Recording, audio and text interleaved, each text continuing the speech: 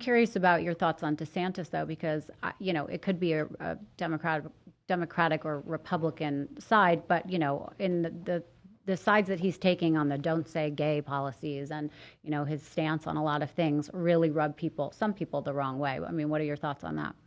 Yeah, and that's a whole another discussion that, I'd be, I don't know if we have the time for that, but I think the thing that's important is despite what the media says, Florida, which used to be, it would go Democrat most of the time, for the first time is going Republican because of DeSantis. I think actually with the laws that he's passing in the media, I think my feeling is you read exaggerations of these laws, and I've heard this from people, and I've tried to discuss them, and they don't want to hear, like the "Don't Say Gay" law is, in my mind, that's a wrong understanding of what the law really is. What is your understanding?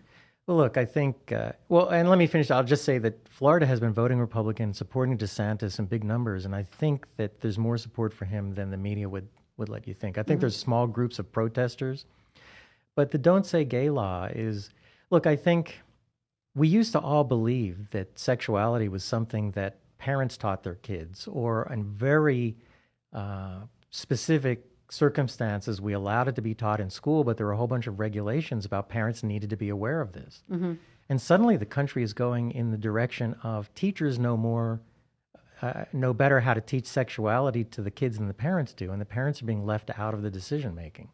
And I think that's completely wrong. I've heard arguments, the kids know what's best, but I don't believe that. And that parents, look, there are abusive parents, there are bad parents, but we don't make laws based on the fact that some people are bad.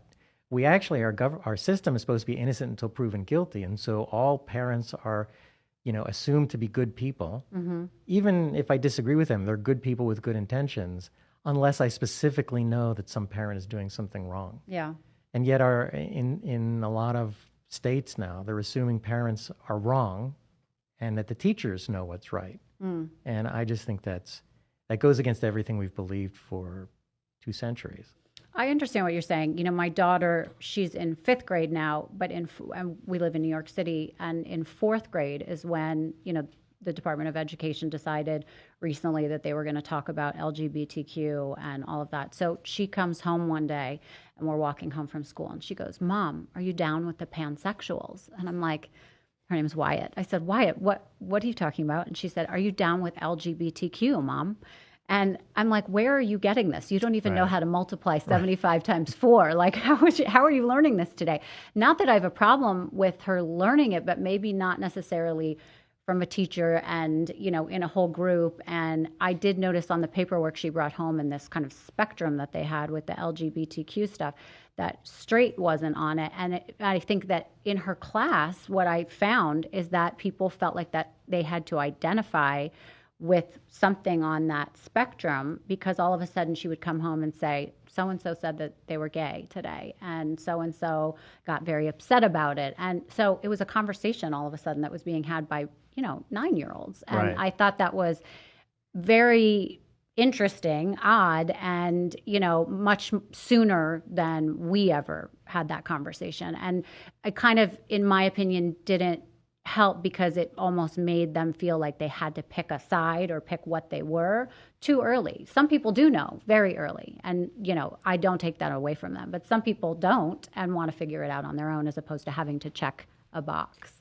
So I think, I'm moving to Florida this summer, so it'll be very interesting to see how that goes, and the difference in her education, and the difference in living between New York and Florida.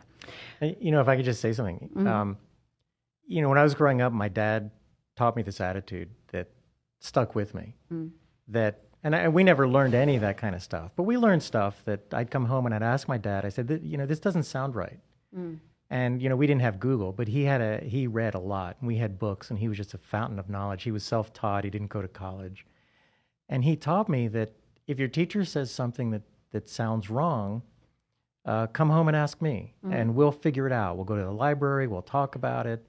And sometimes your teacher's wrong, but you always need to respect your teacher. You never yell at your teacher. You don't even have to say the teacher's wrong, because sometimes you and I will figure it out and we'll know the teacher's wrong, but there's no point in arguing with your teacher.